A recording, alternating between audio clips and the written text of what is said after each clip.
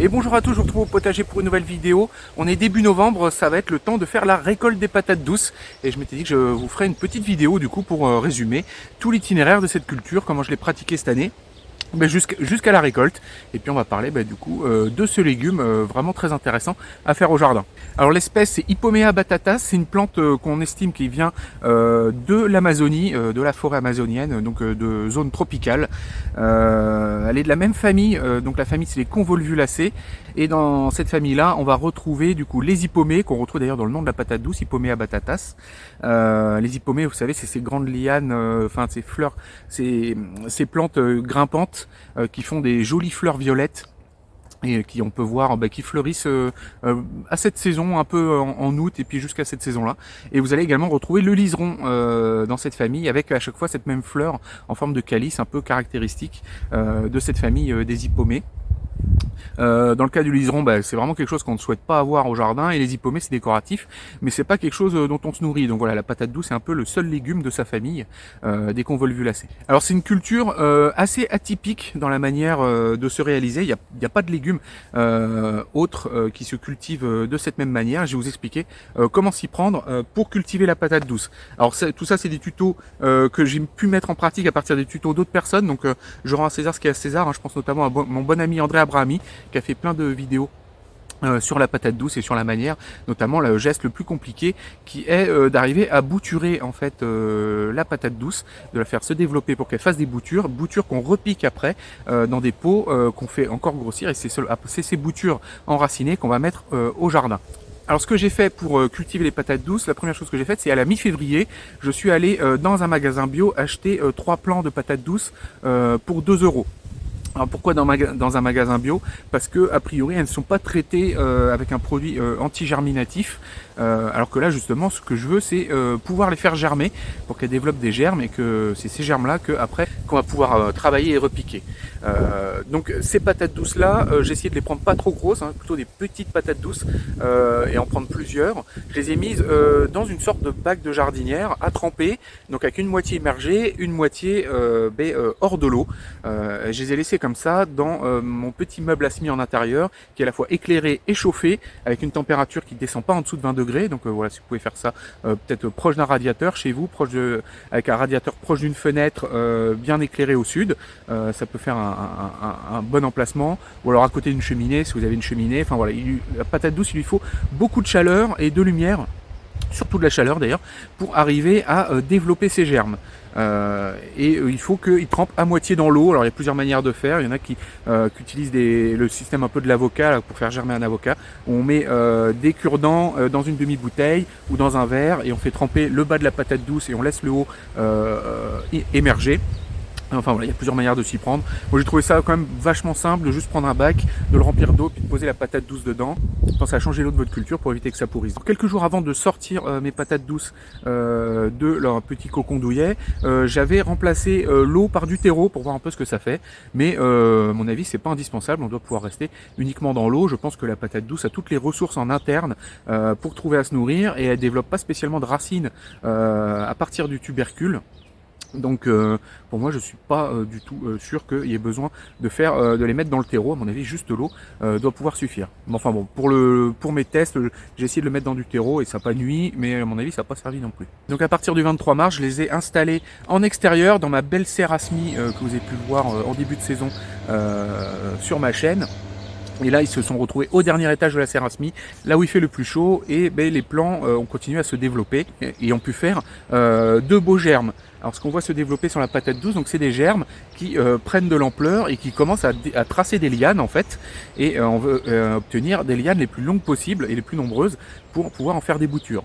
Donc je les ai laissés pousser comme ça jusqu'au 17 avril, et c'est au 17 avril que je me suis attaqué à la découpe des boutures de mes patates douces. Alors pour ce faire, on prend nos lianes qui se sont bien développées et on coupe des tronçons avec à chaque fois 2 feuilles sur nos petits tronçons. Donc une feuille en bas, une feuille en haut. On coupe la feuille du bas et on garde la feuille du haut.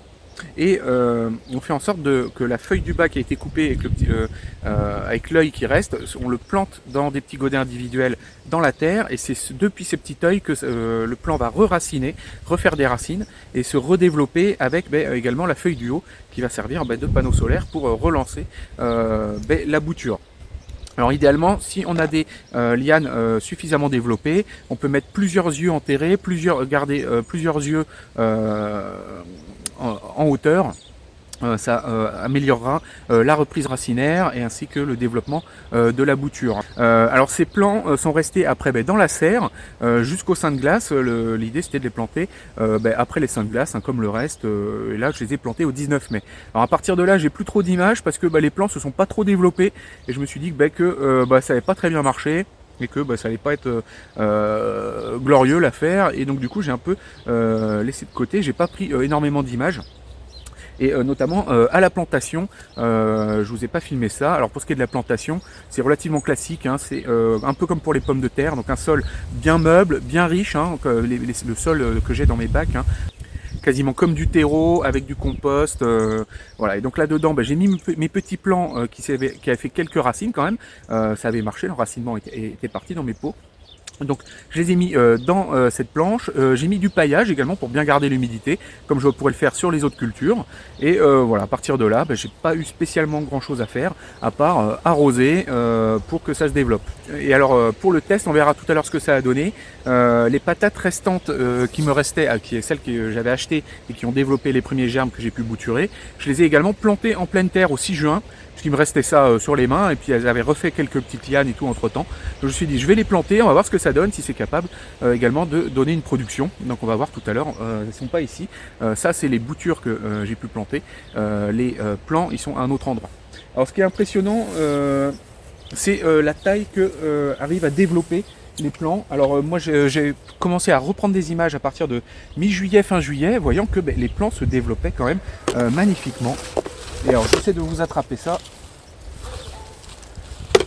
Voilà, ils sont capables de se déployer à une distance assez impressionnante en fait, de là où on les a plantés. Et là vous voyez la taille de la liane, ça s'est vraiment bien développé. Et c'est comme ça pour tous les plants, j'ai des lianes qui se sont beaucoup étendues autour de mon bac de culture d'origine de 2,50 m par 1 mètre. La culture s'est vraiment propagée, elle a même colonisé les planches à côté. Alors je vais essayer de vous montrer ça. Vous voyez, là on voit, elle allait s'installer au milieu des choux. Également du coup dans ces planches là qui ont reçu des tomates, les tiges de patates douces sont allées se propager dedans. Et alors pour la petite histoire, il faut savoir que les feuilles de patates douces, quand elles sont bien fraîches, bien vertes comme ça, on peut les récolter et ça se cuisine comme des épinards. Voilà, c'est quelque chose d'assez couru, notamment dans les pays africains. Là pour le coup, je vous renvoie encore à la vidéo de mon bon ami André Abrahami. C'est sur sa vidéo là que j'ai pu découvrir ça. Et voilà, c'est quelque chose de très intéressant que vous pouvez faire. Voilà, c'est récupérer les feuilles de patates douces pour les cuisiner. Attention quand même à pas le faire en début de culture, puisque vous avez besoin que ces feuilles-là soient sur vos plantes pour qu'elles puissent faire de la photosynthèse. Donc c'est un compromis à trouver entre le fait de manger des feuilles et le fait de manger de la patate douce. Si vous enlevez des feuilles sur vos lianes, forcément vous allez perdre de la photosynthèse. Et donc là on est au moment de la récolte, donc on peut profiter de ce moment là pour récupérer les plus belles feuilles bien fraîches qui sont au bout des lianes, pour se faire une petite récolte supplémentaire pour se cuisiner voilà, des feuilles de patate douce un peu comme des épinards. Voilà, et donc on est parti pour la récolte. Pour ce faire, c'est pas compliqué. Alors là on voit par exemple il y a une patate douce ici, hop, je vais essayer de vous la montrer. Voilà, on la voit ici qui dépasse hors de terre. Alors ça c'est pas trop un souci avec les patates douces, le fait qu'elles dépassent. Contrairement aux pommes de terre, elles ne verdissent pas. Il n'y a pas le problème de la solanine des pommes de terre qui font que quand elles sont à la lumière, elles verdissent. Vous n'avez pas ce problème là avec les patates douces. Allez, c'est parti. Donc soit on peut prendre une fourche pour les sortir, ou alors on fait ça à la main. Moi dans mon sol bien meuble, on va pouvoir faire ça à la main. Regardez ça, la première, elle est belle, elle est magnifique. Elle n'a pas spécialement de soucis. Ah si, il y a quand même quelques petits trous. Donc voilà, parmi les ravageurs de la patate douce, il y a notamment les taupins qui font des petits trous, comme pour les pommes de terre, qui sont capables du coup de vous abîmer vos tubercules.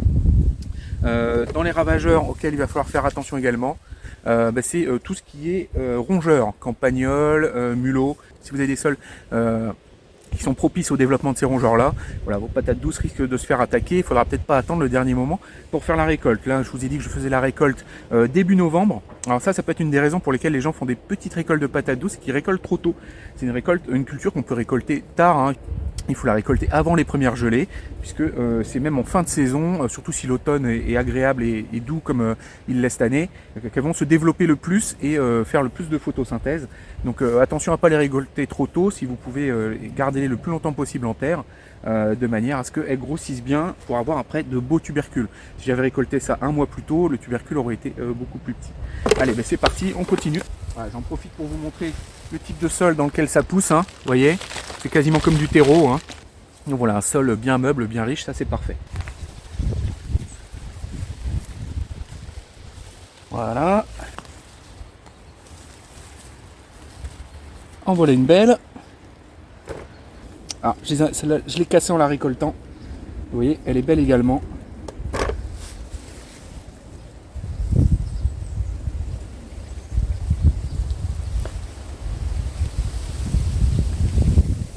Alors partie. Encore une. Voilà, regardez ça. Et ça comme c'est beau.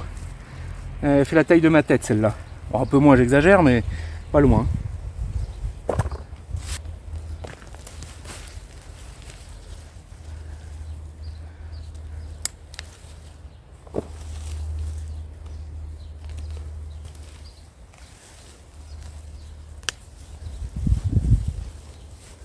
Hop, encore une belle.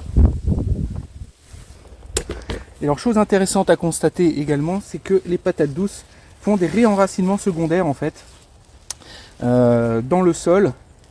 Au fur et à mesure qu'elles tendent leurs lianes, elles vont refaire des racines, comme on peut le voir ici. Je vais essayer d'enlever un peu la terre pour enlever mieux les racines. Voilà, là il y a même des deuxièmes petites patates douces. Bon, elles sont toutes petites, celles-là je ne vais pas les ramasser, mais on voit que la plante, là où il était en contact avec la terre, vous voyez d'ailleurs notamment là où il y a un nœud avec une feuille, hein, vous voyez là, ici. Donc c'est ça qu'il faut vraiment mettre dans le sol au moment où vous faites vos boutures, puisque c'est autour de cette feuille que le plant que vous avez bouturé va se réenraciner.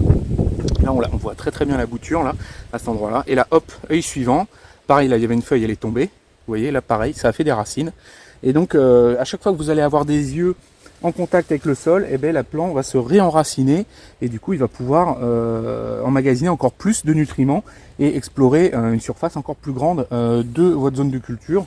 Ce qui fait que même si vous les plantez un peu espacés, il y avait quasiment 50 cm entre chaque plant, mais avec ce système d'enracinement secondaire, du coup les plants ont pu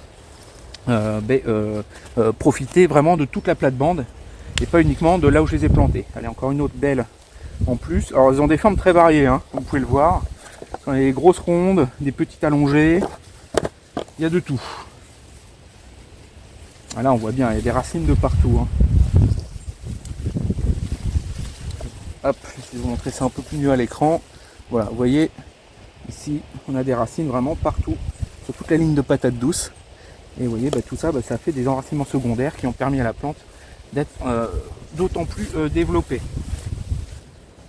Voilà. Hop. Ouais, je vous laisse admirer la taille d'une liane. Vous voyez, ça part de là. Hop, je tire. Donc là, j'ai un bon mètre. Je rajoute encore un bon mètre. Je rajoute encore un bon mètre. 3 mètres. Allez, 3 mètres 50. Environ 3 mètres 50 de liane. Juste une liane, voilà, au milieu de toute la culture. Et là on va voir les petites boutures, les petits enracinements secondaires. Vous voyez, à partir de là, hop, on a des enracinements, vous voyez tout ça. Là elle s'est même commencé à faire une petite patate douce. Voilà, la liane là pareil, elle s'est réenracinée. Et là, voilà, là on arrive à l'origine, là on est bien dans la planche, la partie qui était bien en contact de la terre. Et là on a des réenracinements de partout. Allez, encore quelques petites patates secondaires qui se sont développées.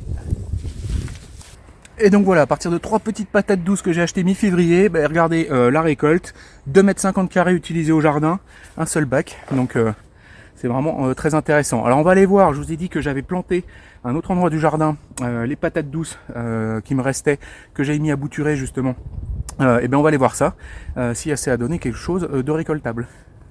Donc voilà, j'y avais mis ici, on va regarder un peu ce que ça donne. Allez, c'est parti.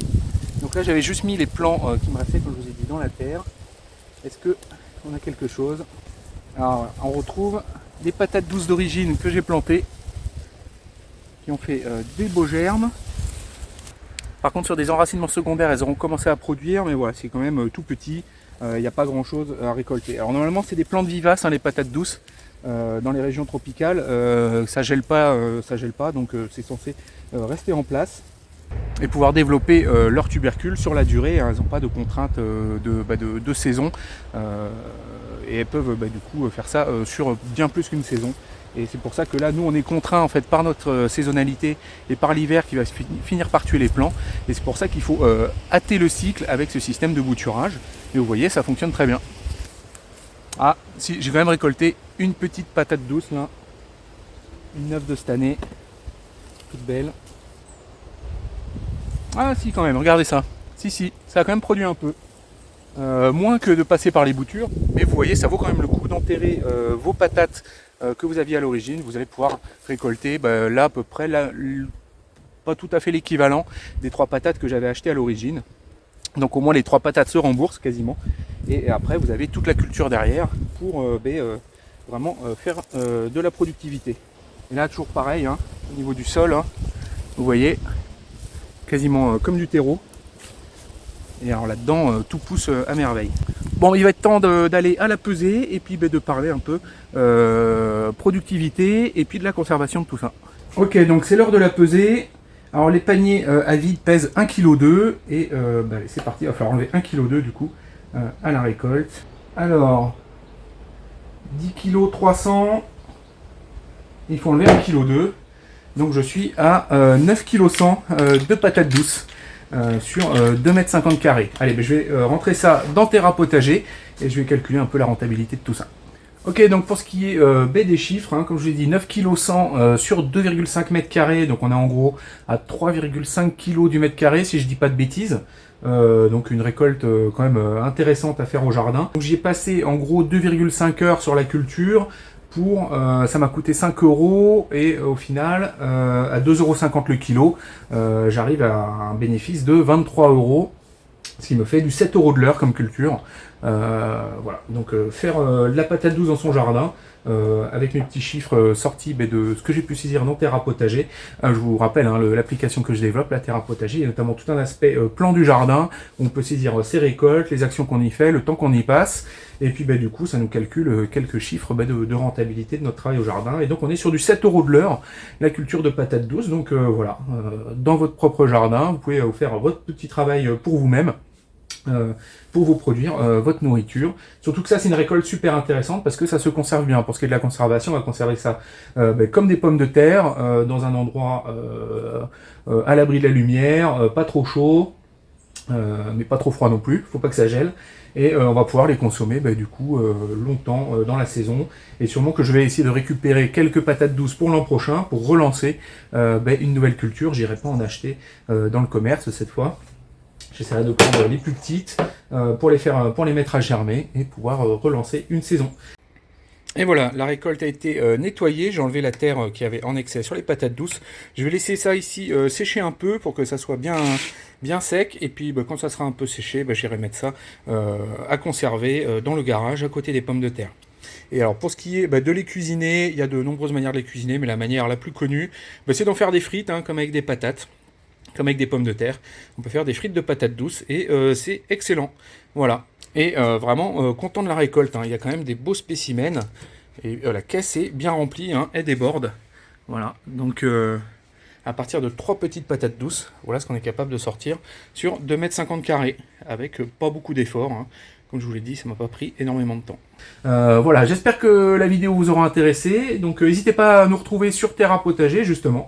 Vous y retrouvez du coup cette partie plan du jardin là dont je vous ai parlé, mais également des calendriers des semis pour avoir les dates de semis que les 8 jardiniers que l'on est. On utilise selon nos climats différents. Vous allez retrouver également tout un module communautaire pour pouvoir discuter entre nous avec une carte sur laquelle les jardiniers peuvent se positionner et voilà après communiquer avec tout un système de forums, de chat et tout. C'est plutôt sympa. Tout ça c'est moi qui l'ai développé. Je suis assez fier de moi. Qu'est-ce que vous allez trouver d'autre encore plein d'articles, des podcasts, des recettes de cuisine. toute une partie un peu éditoriale, comme si vous étiez abonné à un magazine de jardinage, avec des articles pointus. On essaye vraiment de mettre de l'information de qualité et de pas écrire de bêtises. Voilà, mais on espère vous retrouver bientôt du coup sur Terra Potager, et voilà, n'hésitez pas à mettre un petit pouce bleu, à vous abonner, et je vous dis à bientôt pour une prochaine vidéo. À bientôt.